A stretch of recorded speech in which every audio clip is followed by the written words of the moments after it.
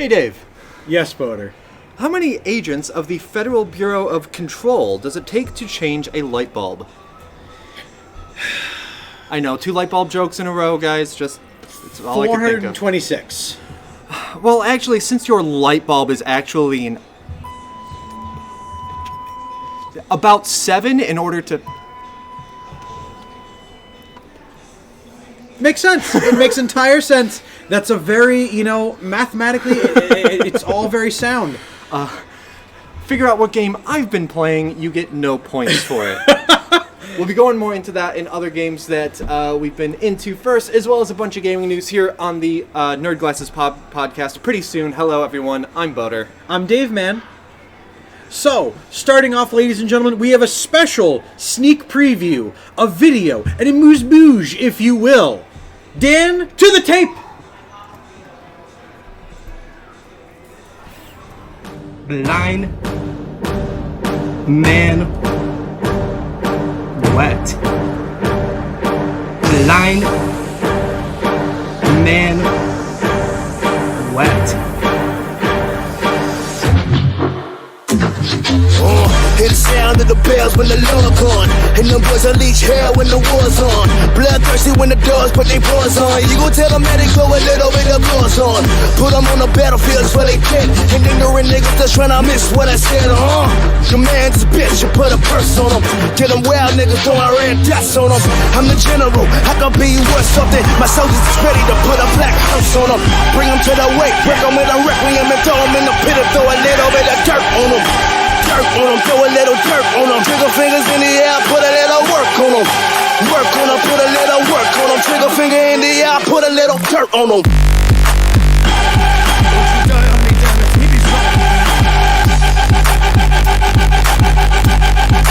Put a little dirt on them.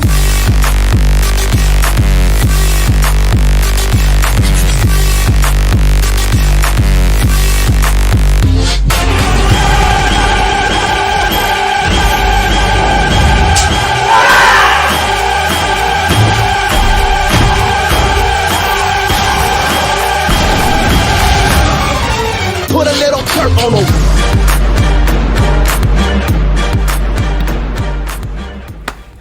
That's right, ladies and gentlemen, the fabled, the long-rumored, the long-spread, you heard me praising about this a year ago on the Weekend Wednesday. It's finally happening, and I cannot be any less enthusiastic, truly.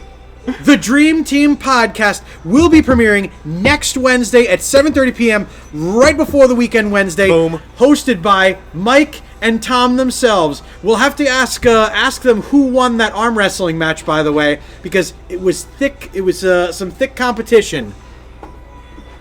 I seriously have nothing to add. It's really cool to from a stepping back standpoint to see slowly as we keep adding stuff onto Insane Games TV that we've now got programming that precedes the Weekend Wednesday, and getting those two on camera together is never going to be a bad thing. I hope that they can. I don't know exactly what their purview is going to be, but I just want the first 10 minutes of their first episode to be them yelling at each other about their performance at the last Call of Duty tournament. So if we all get in the comments, including Dan, you're in on this, and you as well, just fight! They didn't make it at the quarterfinals. Scrubs. What do you mean shots fired? No. Dan has spent a gratuitous amount of his programs on previous days. I'm glad to see that they have the pressure on them. All the they're not performing well. Spreckensy of which, Insane Games TV here, by the way, fair viewers. If you have not yet, that corner right there has got a little heart icon, a little bell icon, a little subscribe icon. You could do all 3 of them, but if you're going to do one of the 3, you definitely follow here.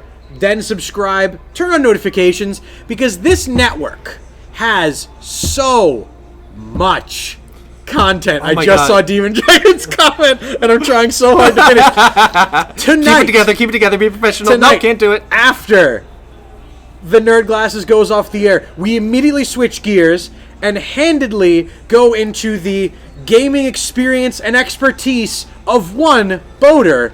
And what are you playing on the Citadel this week? I'm going to be wrapping up Homefront. So I actually started this last month before Insane Games TV had its full launch. I started it and I hated it. I hated every minute of it.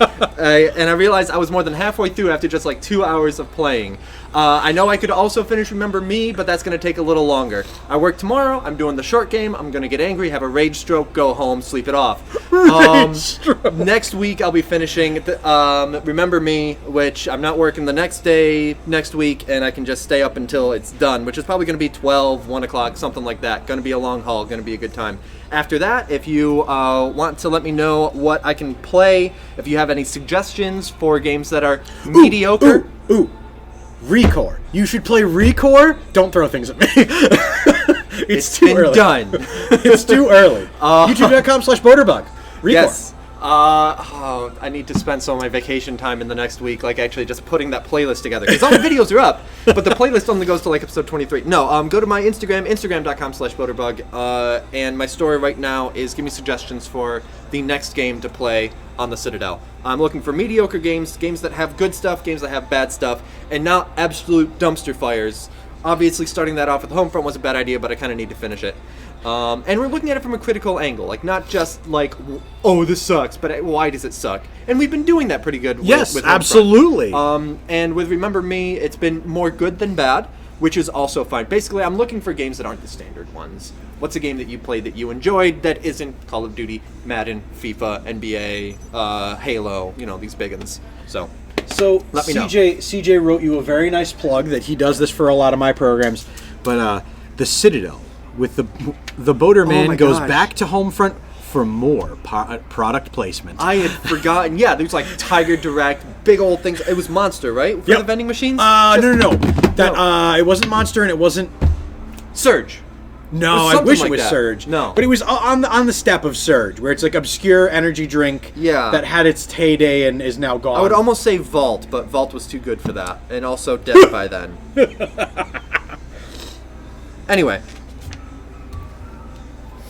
Okay, so we have some follow-ups on last week's news items, and we'll get to those in a minute. We have some more news items and things, but I started off with a Control joke, and that's kind of how I'm going to go into, hey, what have we been playing? And yes, I started Control, and I am really enjoying it. Dave, I'm sorry, I've passed you by now. I'm entirely okay with that because you've probably forgotten most of the stuff. Before you played that on the weekend Wednesday, did you know anything about Control? I had no idea. So watching you play it was a huge treat. Exposing your friends to good games and Remedy anything by Remedy games. Weird it was, and of course voice acting, all the memos and stuff that comes up. A lot of fun.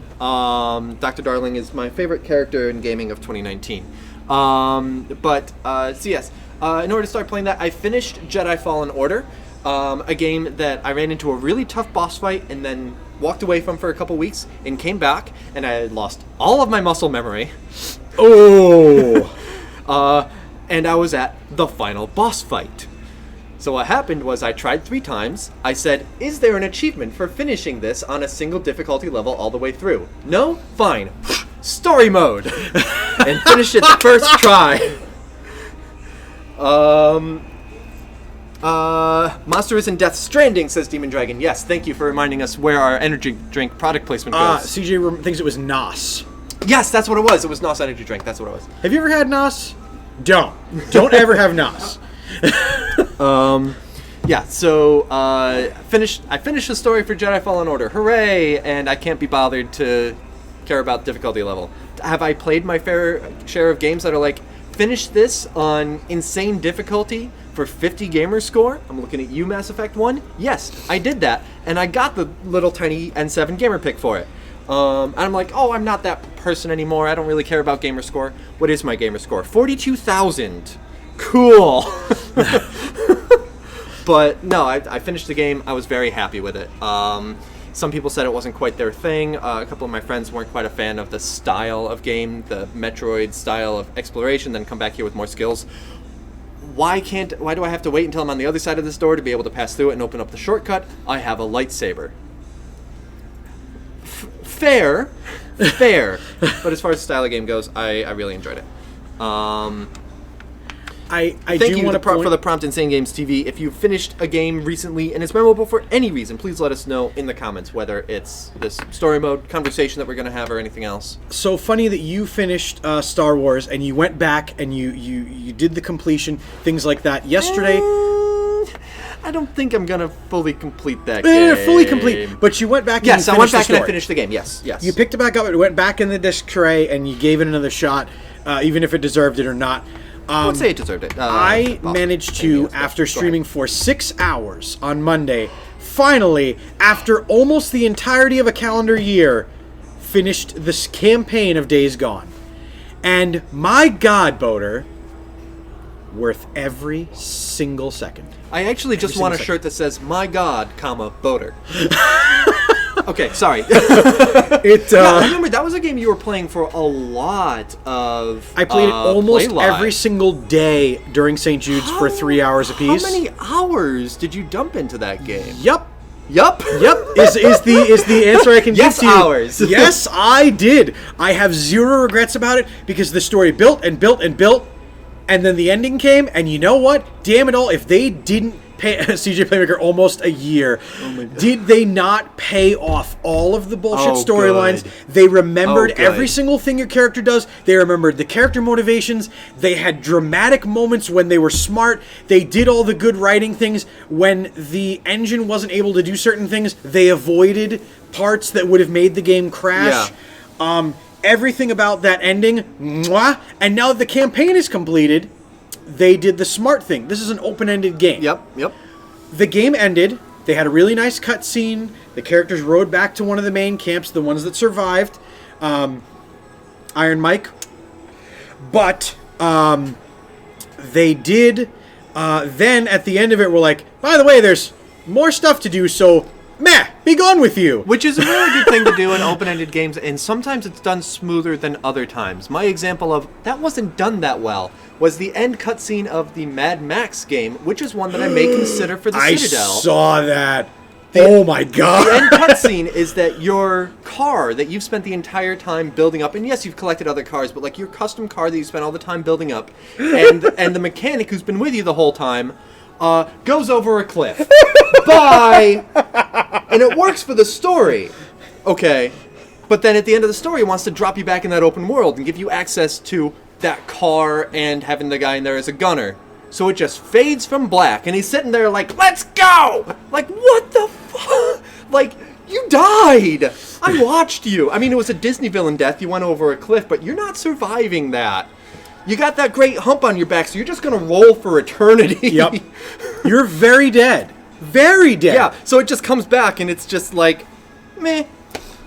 Oh, wow. It was, but other games do it really well. Like, one thing that you see a lot, and that Fallen Order did, was that it will drop you at, the penultimate save point, before you engage on the final mission. And then you can go back and do more, and then you can go back and do the final thing upgrades, again. all those things you find didn't everything do. that you wanted, and then go and do the final thing again with a few more upgrades.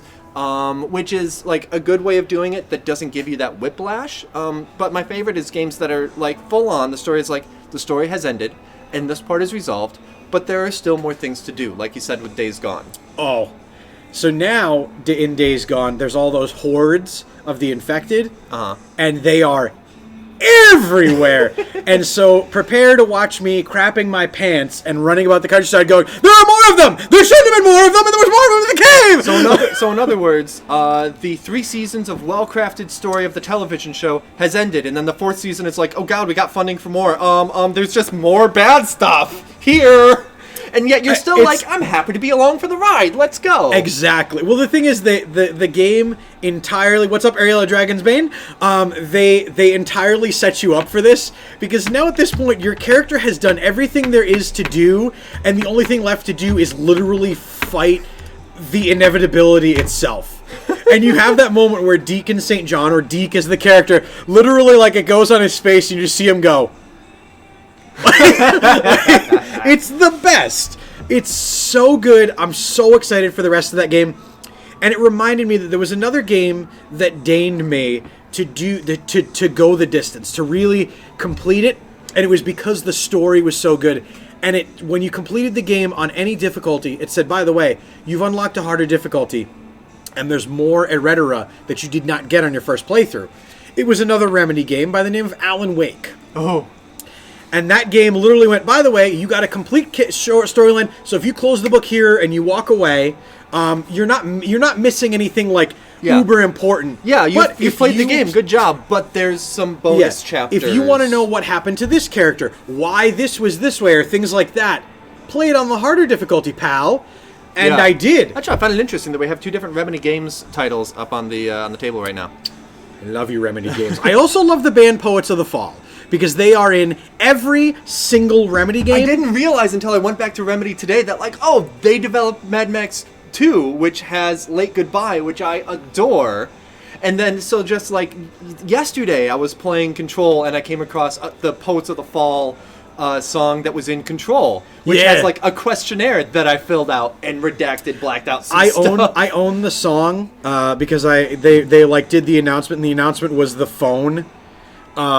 Which, by the way, I want to make one of, and I want you to help me with it. I want that to be a stream. But in Alan Wake, by the way, they are characters. The whole band isn't. There's a duo that apparently are a band called that are a band, and when they play their music, it's Poets of the Fall. And they were entirely okay with that, and it was simply the best way of including a band in the game's canon. I'm trying to think who it was. There is, I think, it's 9 Inch Nails that put out that did a lot of music for the new Watchmen series. Yes, yes, they did. And we have their vinyl at work, and there's like a sticker on it that's like, oh, if you're sensitive to this disorder, it was recorded here. And we're like, what the heck is that? We look it up, and it's like part of the lore of Watchmen. They inserted the band into like the lore. Oh, hey, this happened here, this thing that happened. So that's where they recorded the album, and because of stuff like, oh, it might cause latent whatever in listeners, so they have to put the disclaimer on it.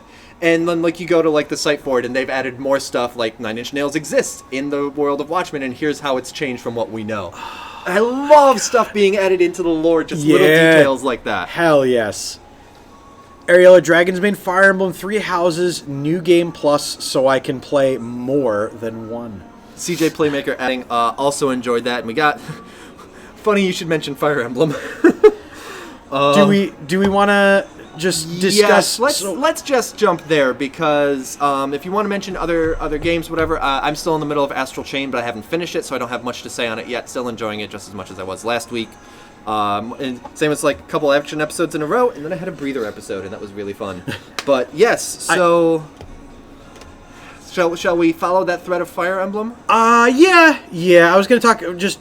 Sorry, if you had something else. One more quick second. Don't let me skip over. Finishing Resident Evil on the weekend Wednesday was a very cathartic experience, because now that game that you, the wonderful viewers, and the Garnted Cult paid for, I can now look at it and go, it's done.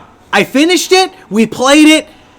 I'll play it during St. Jude's. You have no power over me. But I'm coming back. Don't leave me. We're going back to Raccoon City. It's not now, and it's not soon. But we're getting in the car, and we're going to re-experience. May's going to come faster than you think. I got to start putting together stuff for the Damn Bugs team already. Oh, things are already rolling on my side of the whole thing. People are getting excited. Yeah. Get excited for St. Jude. So, last week we had some very, very breaking news that a new character in Smash Bros. Was going to be announced. Mm-hmm. Do you remember which one you picked? By chance? I think I said Master Chief. I remember yours was like a little bit irreverent, but not. I said Master Chief. I should have said Cortana. What was the one that you said you should have said? You texted me later, and you're like, "Why didn't I say this?" Oh God, I don't know. I will look that so up. What were some of the other guesses that we got in chat? I said Crash Bandicoot. Dan gave a close guess, like a within reason guess.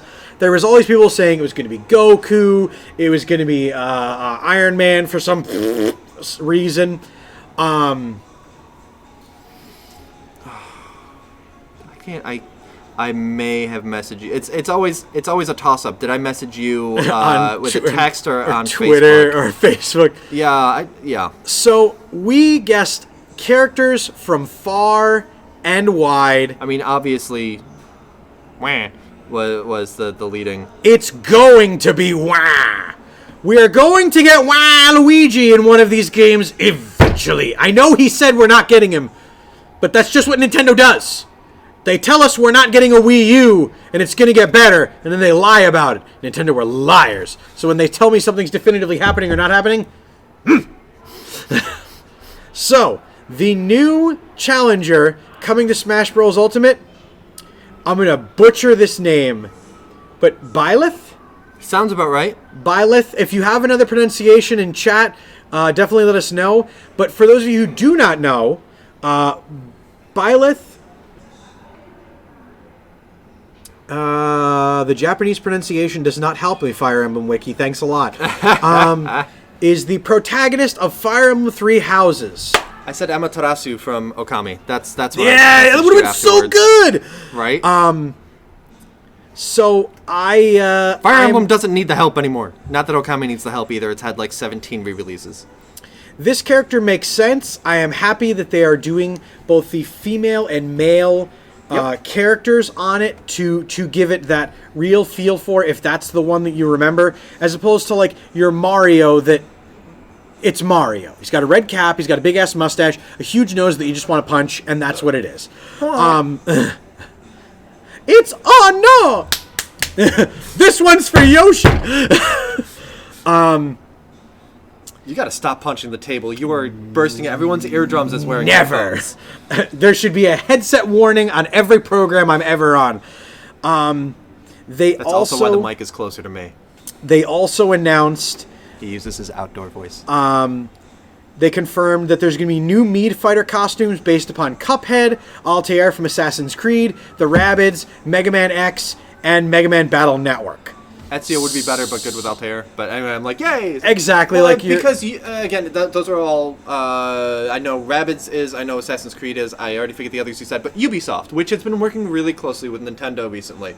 As I mentioned with Starlink Battle for Atlas, that played on any other console is a meh game. Played on the Switch is a Star Fox game. Just apropos of nothing.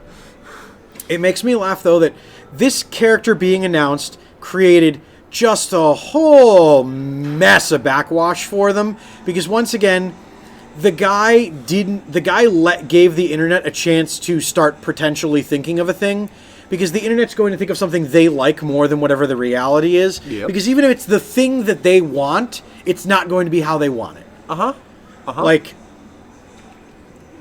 not like that.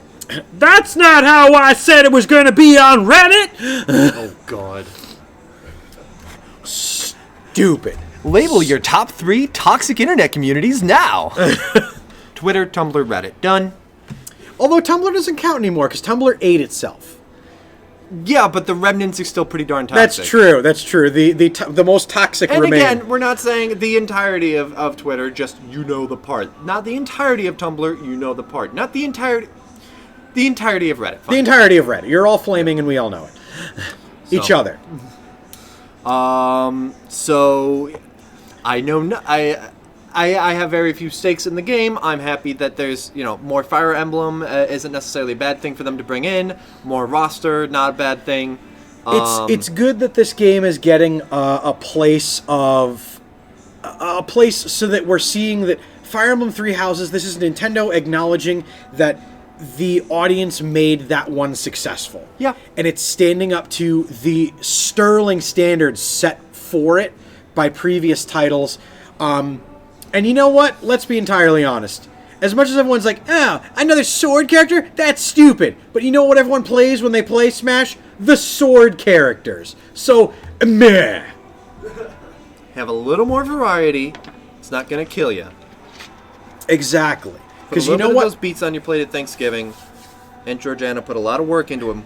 Just make her happy. Just try one game. One game. Don't play against your friend that knows how to play him. Play against somebody. That's what my family would call a no thank you helping. Ah, yes. Would you like to play p.l.a.y? No thank you. Well, then play one game, and then you can just leave it alone forever. Do a practice. do it versus the computer, and then you can say, it didn't work for me, or maybe you discover one of the skills or one of the legendary items that you can equip that helps change the fighting set will work for you. Reddit, the real-life version of Pandora's box. Blown wide open. If Pandora's box was just a flat-packed, unpacked cardboard box, just everything. So before we transition to more errata and things of that nature... I think you're adding R's to that word, but I'll let it slide for now. I like it too. I like to add more R's. It sounds better. Boater, Italians. If you miss this program, by the way, or any Insane Games podcast, you can see those episodes on YouTube, on Insane Games TV. Or if we reference something, a callback perhaps to Behind the Counter in its original form or in its new form. If you also want to weigh in about the fact that is there a Crackit in the back room? Is Dan crazy? I'm just saying. It's not always going to be easiest to find where some of the inside jokes come from. I can't tell you the exact episode and time code of Crate of Popcorn Chicken, but, I mean, past episodes, it's there. They're up. They're there. Somewhere. I guess you'll just have to watch all of them to find out. And you should. Not now, but later. Yeah. I actually need to bother Dan about getting some of the past broadcasts of the Citadel up there, because just the nature of when that's done, those aren't up, but I'd love to get those up, and just so I can download them and put them up into, like, little bite-sized chunks on my YouTube channel as well. So... and of course all of our social media as well. Insane Games TV, just search for it, and you'll find us. While we've had a little bit of disappointment in the character, I'm gonna keep talking about some disappointing news we got today. For those of you who don't know and can't tell from my demeanor or attitude, I listen to a lot of metal music. It's who I am, it's who I will be, and it will be prominent in my wedding, come hell or high water. Cool. Yeah. But it's not going to be prominent in the way you're thinking of as event person, though. Like, no. I don't know what to think of. Not in that way. But,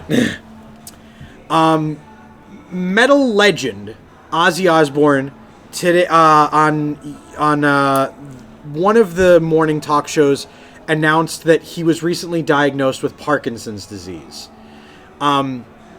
As someone that followed his career for a very long time, from his highs and lows of recovery and alcoholism and drugs and things of that nature, it's an unfortunate blow.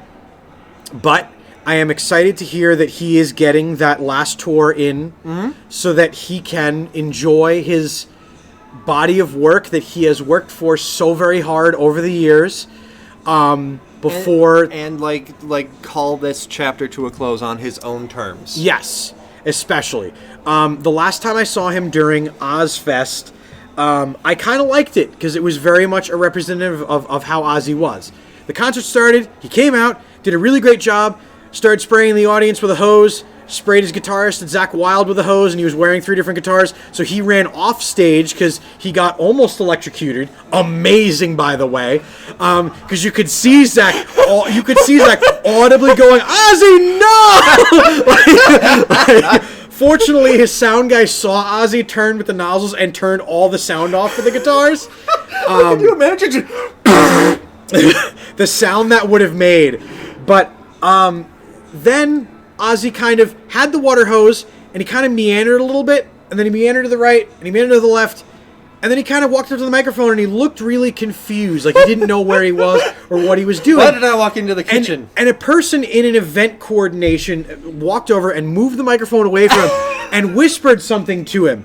And all of a sudden, Ozzy lit up, and he jumped in the air, and he shoved the guy out of the way and grabbed the microphone, and he went, "Welcome everyone to Ozfest!" And his energy went straight back up for the second half of the set. Zakk Wylde came out absolutely soaked, but in a new guitar, and he did not seem very happy.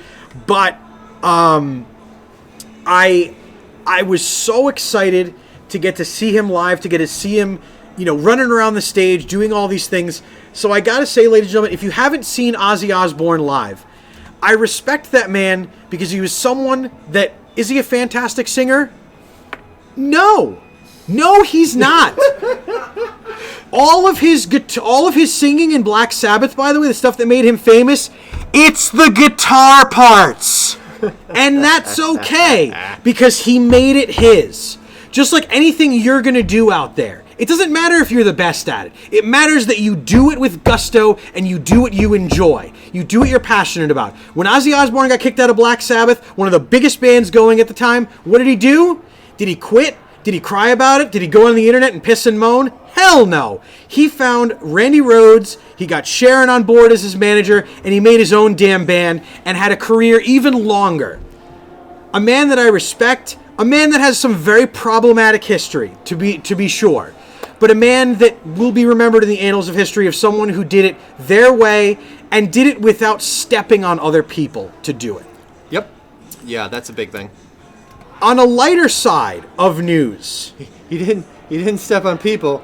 There was some harm done along the way. oh yes, What happened, 38 years ago today? it was the 38th, I think the 35th anniversary, 38th Okay. anniversary, yesterday.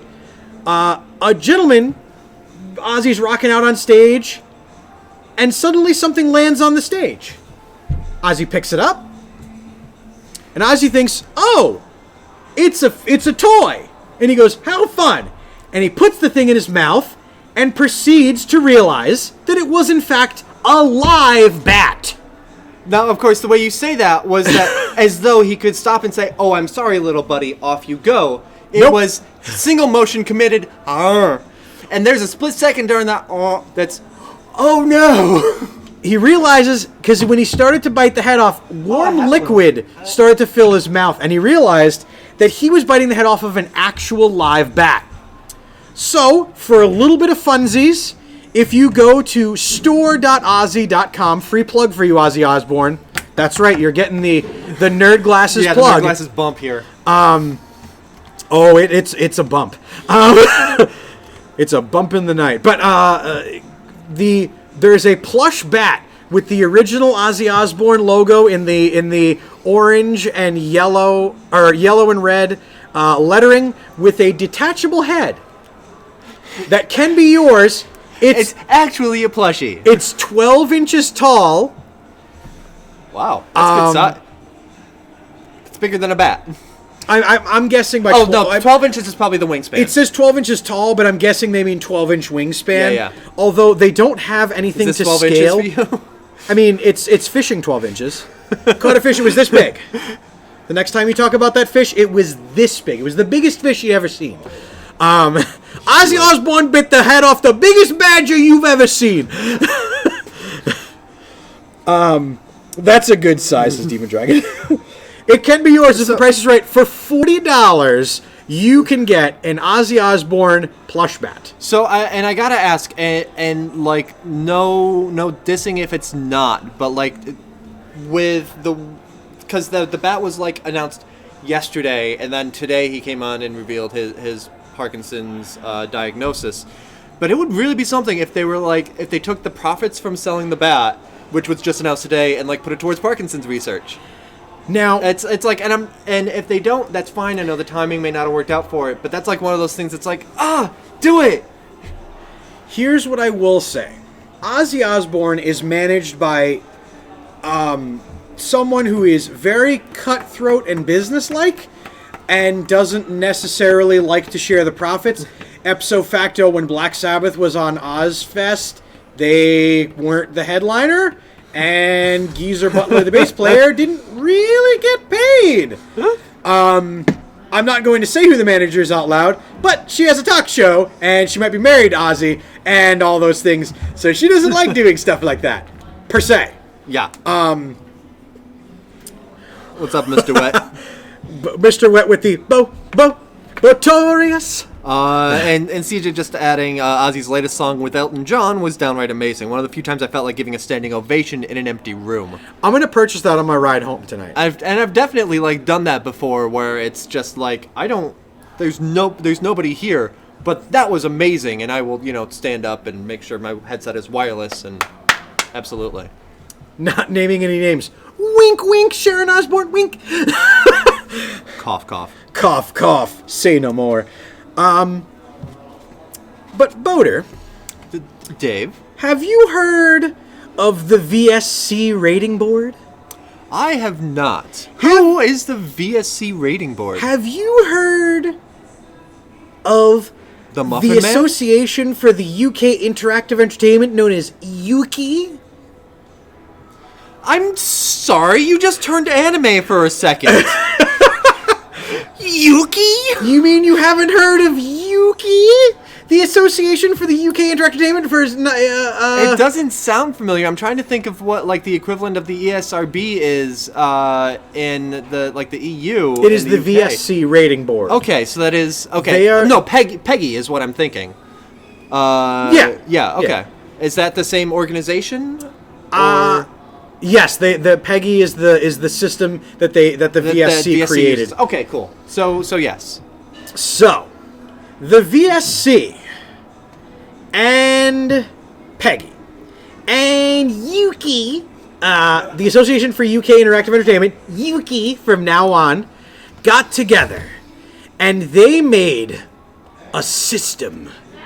An organization. What, like a console? Are they making a gaming system? I mean, Holy conflict of interest, Batman! If Atari's not going to, they might as well. But they called it askaboutgames.com. And this is in response to a recent controversy that we have discussed that sounds weirdly Canadian or with boat or Japanese. Actually, I've been mistaken for Canadian before. Or it's the 100%. Yuki. Yeah. So, these two organizations are creating this response, and I will get into all this. I want to give a little bit of backstory to why. As we know, video game standards and practices have come under fire in a heavy degree in the UK recently because of...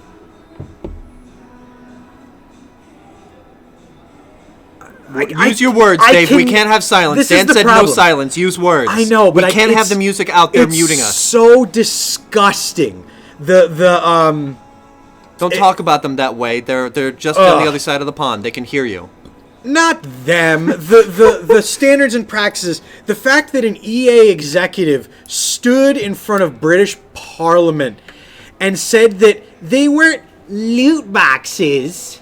Okay. They were surprise mechanics. Okay, so yes, this is going back to a few years ago when, particularly EA with loot boxes, but frankly, these in here going through, we're coming under fire from a lot of different governments, so that they had to go through, and they went through and they defended these practices, and yes, surprise mechanics. It's just stop.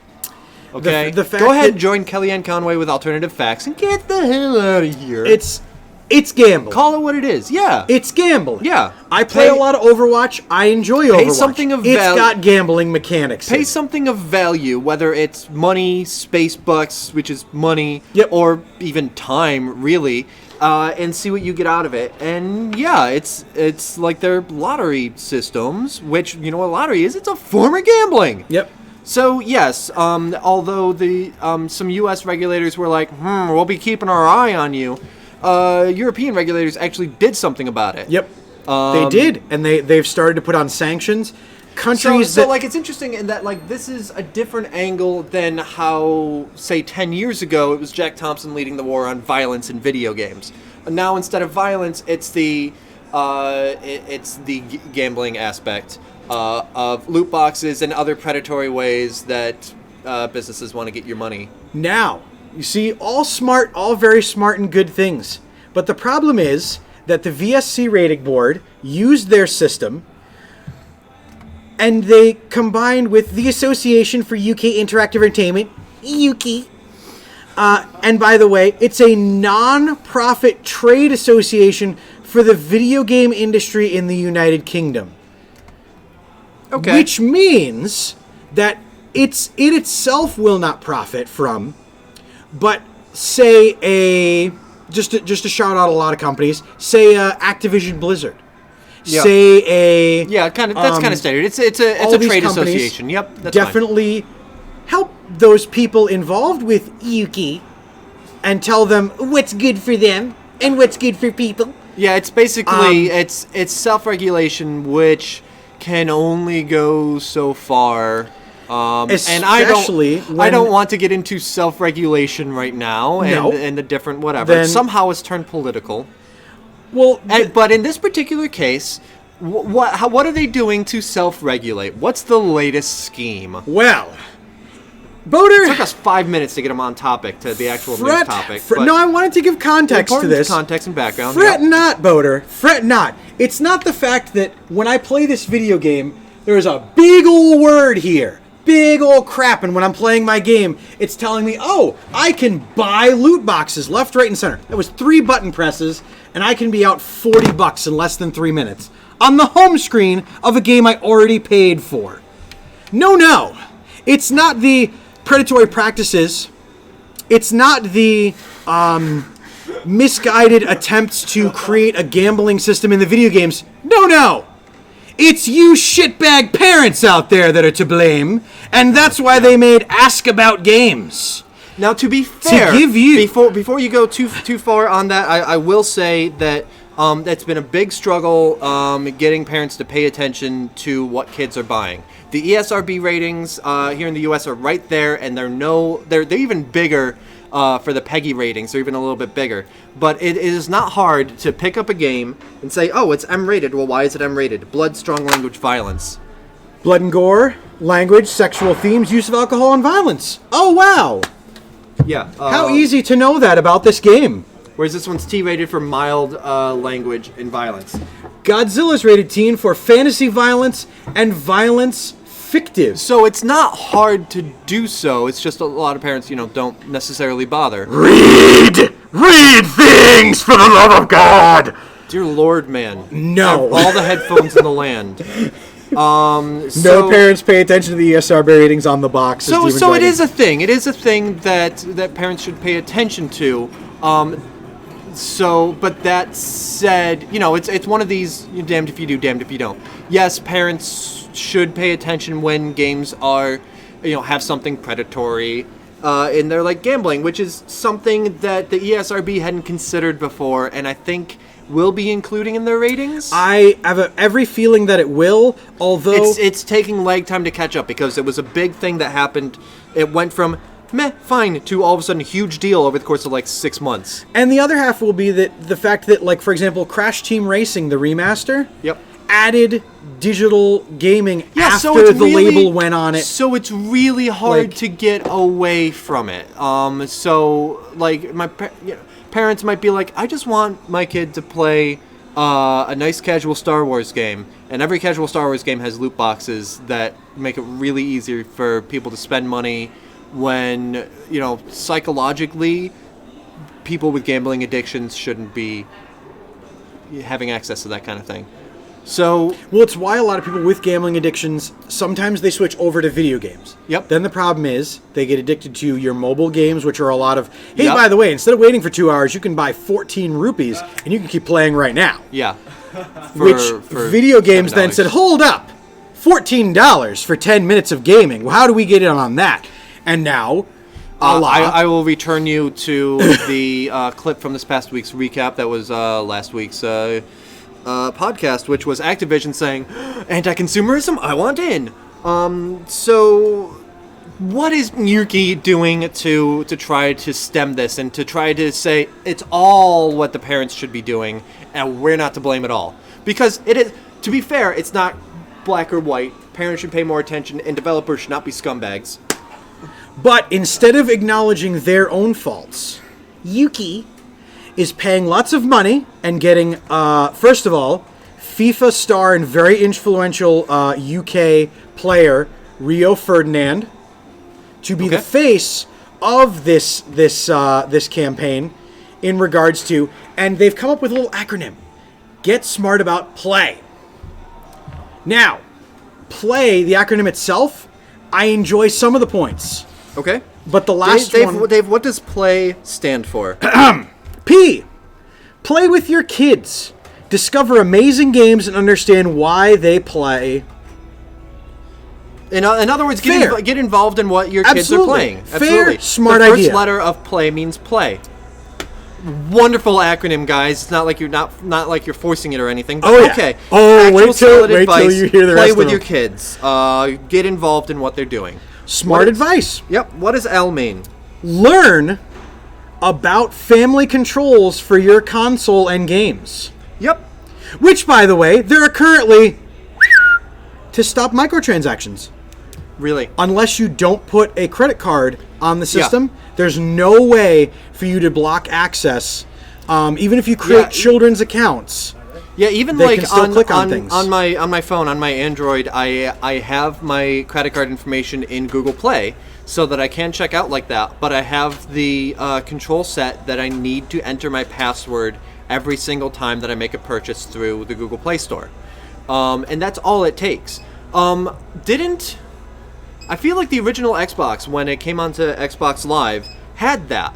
You could put your credit card information in there, but you could use your ABXY buttons to create a passcode. Yes. On spending your stuff on Xbox Live. This was a console, Xbox Live for it launched in 02 or 03. This has been done super easily. All you need to do is just take your Joy-Cons and enter in any passcode, but up, down, left, right, BA, start. And there it is. Yep. But, you know, are you ready for A? I'm almost ready for A. CJ is saying, congrats, guys. I'm sure the raises you gave yourself were well-deserved for this whole acronym. I cannot wait to see what the next point is. A, after we've had play with your kids and learn about family controls. A. Ask. Ask what your kids think. Discuss ground rules before setting restrictions. And there was a good point that I saw about this too, because it's good to have that conversation with your kids about the Yes. expectations that you expect out of playtime versus like family time or whatever.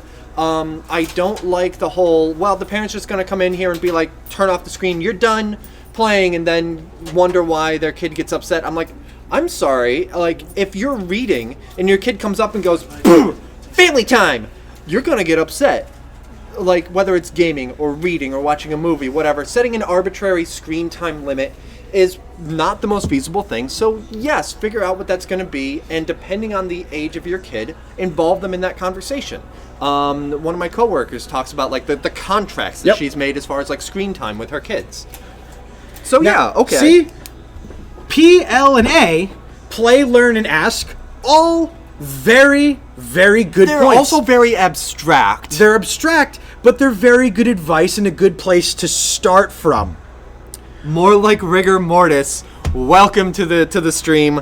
We were talking earlier about what your Twitch name should be, and I really like that one. So hello and welcome. Are you ready for why? It's the linchpin. It really brings this thing together. I'm trying to make a mask joke and I can't. Just lay it on me. Are you ready? Why? You are in charge. There it is. There's the big ender. Tell it, reaffirming to the parents, you're the parent. Which, to be fair, yes. Now, like, I'm not... Like, this whole thing is reaching. Let's not just say that's on the last one. All of this is, like, play with your kids, but you're leading the discussion. Learn about what they're doing, but you are the one saying, we are going to use parental controls. Not using them is totally off the table. Let's figure out how we're doing this together. Learn about that. Also, you know, learn about the freaking ESRB ratings and your PEGI ratings and all that. Learn about that and use that. Involve your kids in there. Ask what your kids think. Involve them in there, and as well as ask your local video game store about games. Please. Please. My son is 7, and this game, it's a nice cheap game, and I think it'd be interesting for him to play because he's interested in alternate history. And you say, yeah, if he's 7, I don't think this is gonna work for him because, rather than he brings that home and you get to the line that I had to bleep in the recap of, oh hell, Jacob's fucked it up. And you're like, Timmy shouldn't be playing this. How dare you sell that to us?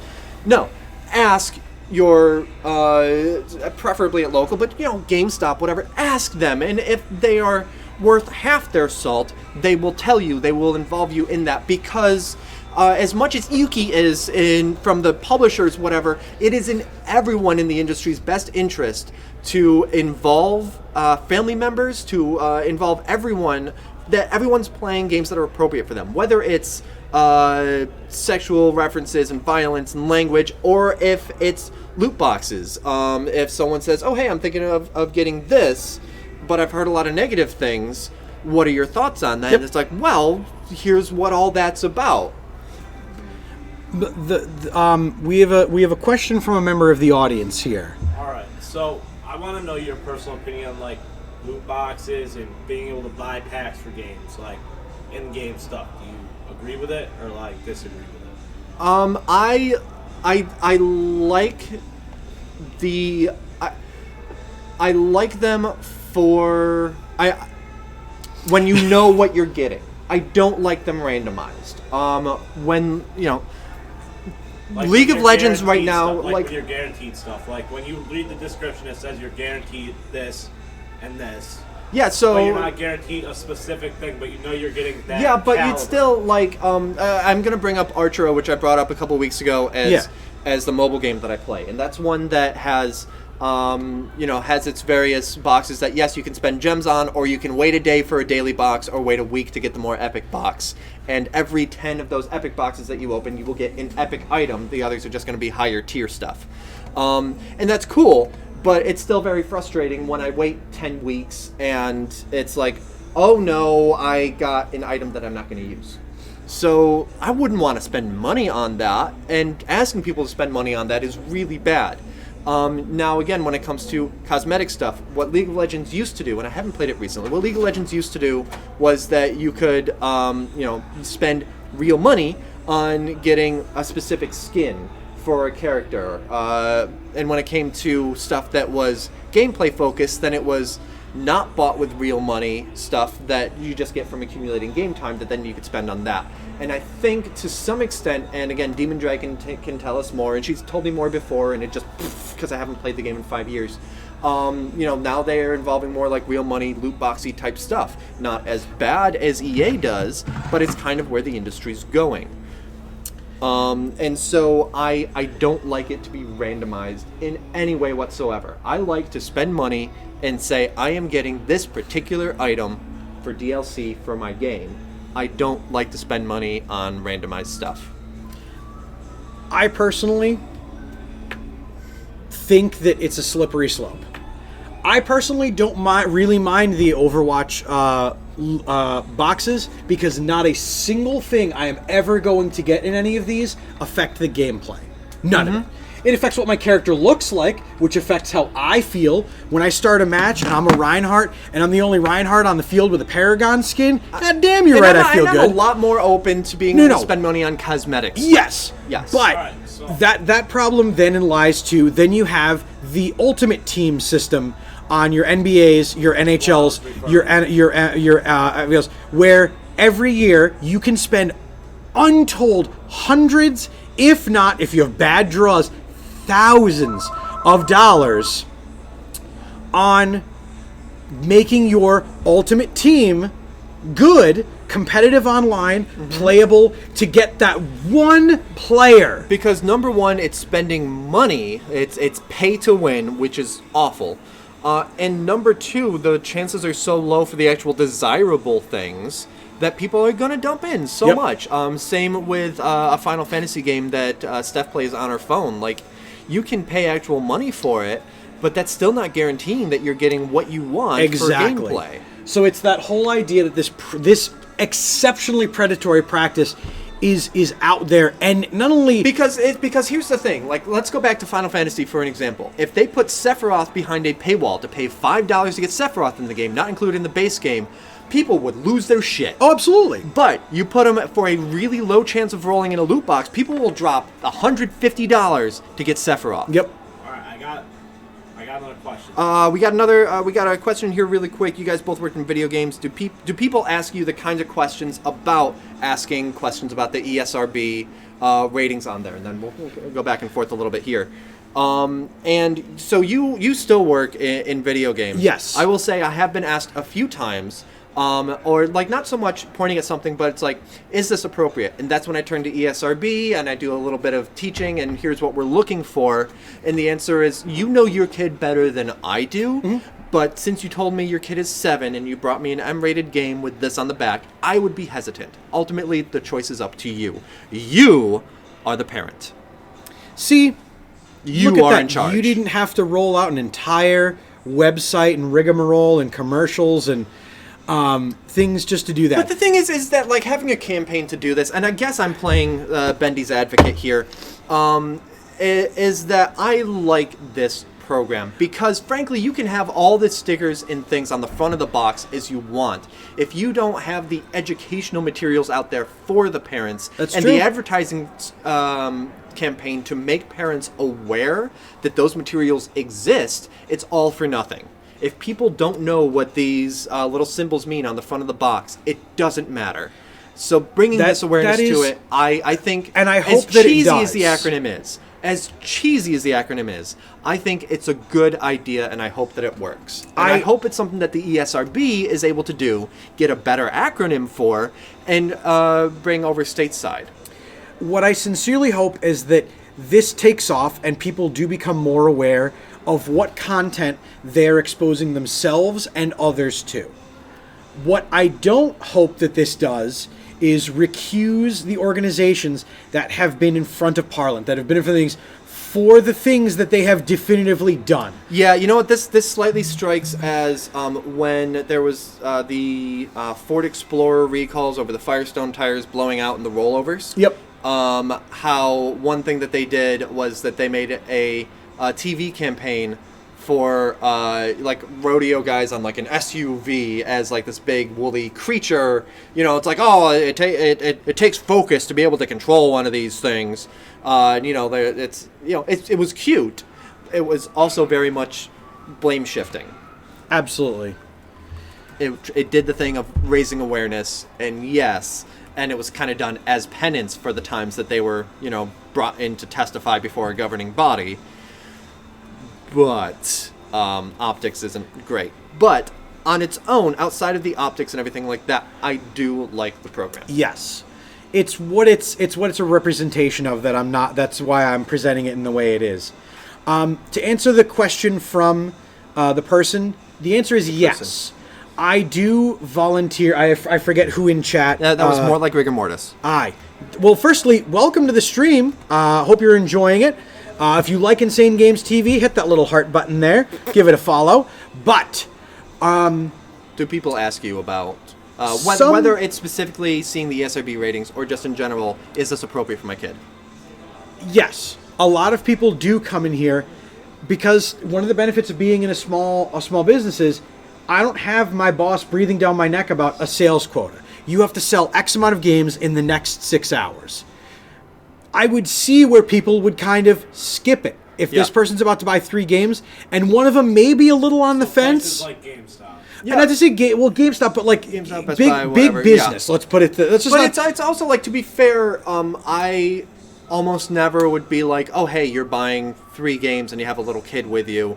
I don't know about this. I'd be like, I wouldn't like. You know, it's fortunately through like conversation, people usually volunteer. That I had always waited for the customer to say something first. Yeah. If I am asked ahead of time, and the cool thing about a lot of the games, because there are so many coming out, and there are so many on each console, and families now have multiple consoles, they say, you know, I'm shopping for a game for my relation, friend, family. And then I get to bring them over to the burgeoning shelves here in the store. Or if we don't have particular titles of things, I can say, by the way, the most recent Star Wars game was really great, and you can get it at... you should go get that. Yeah. That's what I would suggest. Yeah, oh yeah, absolutely. Like, with everything that you're telling me, I would love to try to sell you Battlefront 2, but it sounds like Jedi Fallen Order is going to be more up your alley. Unfortunately, I don't have it. Best Buy across the street does. A street across, and with the barrel of popcorn chicken. Bucket of popcorn chicken. Crate. The crate of popcorn chicken. God, I gotta get my own memes right. Alright, so you don't like the loot boxes, right? Or like buying content for a game.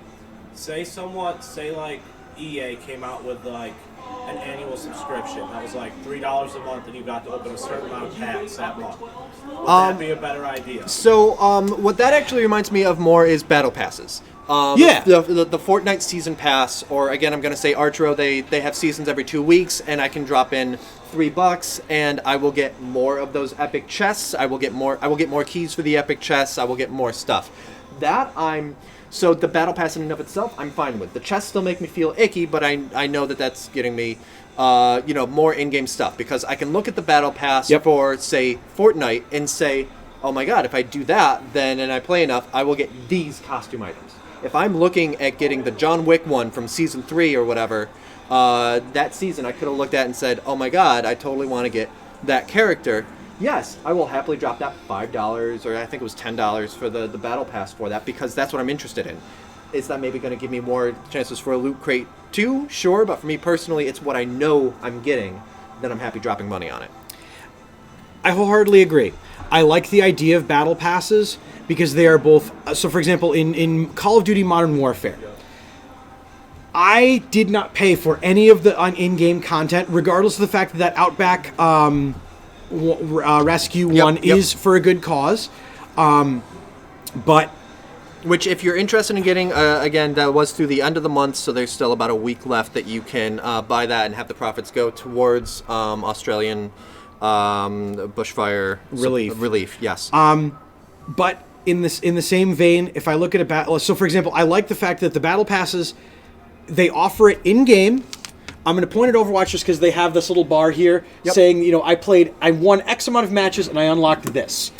Or in Overwatch, this doesn't exist, but in other games, if you buy the battle pass, you get 2 times experience multiplier. You get this, you get that. You know what you're getting, and you can say in your head, "I know exactly what I'm getting." You see what you do as you level up. Yes, I know what I'm getting, and for me, this $1 is worth it. Instead of this might be worth it if I get the right thing out of the chest. In the same regards, I will say that I do collect trading cards. So it's not like I don't go out and buy and just play the game and chance and things like that. But it's that idea that, FIFA especially, your NFLs, your NHLs, the MLB games, all of these ones that when you first turn on the game, the first thing to talk about is your ultimate team and things like that. That's what should be getting a little bit more downplayed and a lot less upplayed for these predatory practices and things like that. Yep. It's the reason why I'm so skeptical about the origins of Get Smart About Play, because its creation and its origin is a little bit too fortunately timed. NBA 2K20 Casino. Now Suko, NBA. It is a casino. It's a slot machine. We do need to wrap up pretty soon because we do need to get ready for the Citadel at 9 o'clock, and we've gone a little bit over time. But I think in general, as much as publishers should step up and actually design things in a less predatory manner, I think that the Play campaign by Yuki is a great idea, and I hope that it actually gets the reach that it needs to make people pay attention to PEGI and pay attention to what their kids are playing. And I really hope that the ESRB does something very similar over here in the States. Yes. In closing on that topic, my suggestion is whales are a creature in the ocean, not a topic that should be used in a business boardroom discussion. For those of you not familiar, a whale is the industry term for someone who will drop that $150 for Sephiroth. A month. Yep. Anyway, sorry to Death Stranding. We couldn't fit you in quite this week, but we'll try again next week. Thank you guys so much for watching the Nerd Glasses podcast. Be sure to tune in tomorrow where we've got the Ring the Bell podcast, the Dream Team, and Dave over here on the Weekend Wednesday.